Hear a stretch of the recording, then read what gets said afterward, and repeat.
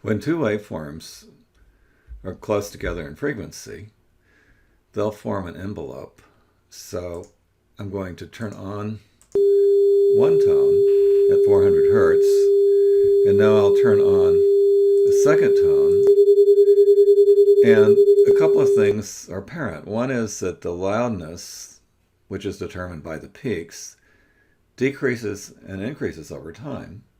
The second is that increase and decrease is heard as a phenomena that's called beats. These beats are formed by the two waveforms beating against one another and resulting in this amplitude envelope that you can clearly see. There's another phenomenon that you can observe, which is that as you move the tones further apart, the rate of beating increases.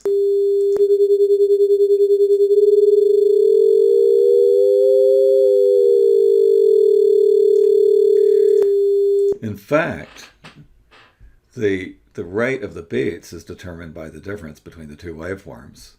So if I have one waveform that's 400 hertz and a second that's 437 hertz, then the beating phenomenon will occur at a rate of 37 times a second. And therefore, as I get closer and closer to 400 hertz, the rate of beating will decrease.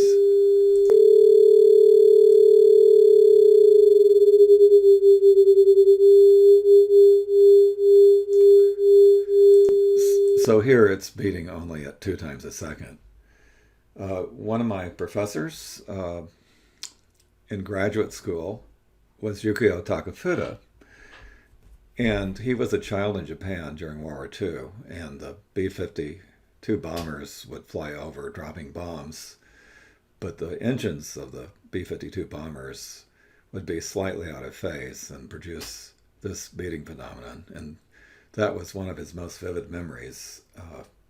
And it was only later he understood the physical underpinnings of this phenomena. There are a number of other cases in which you might observe beats that occur in nature.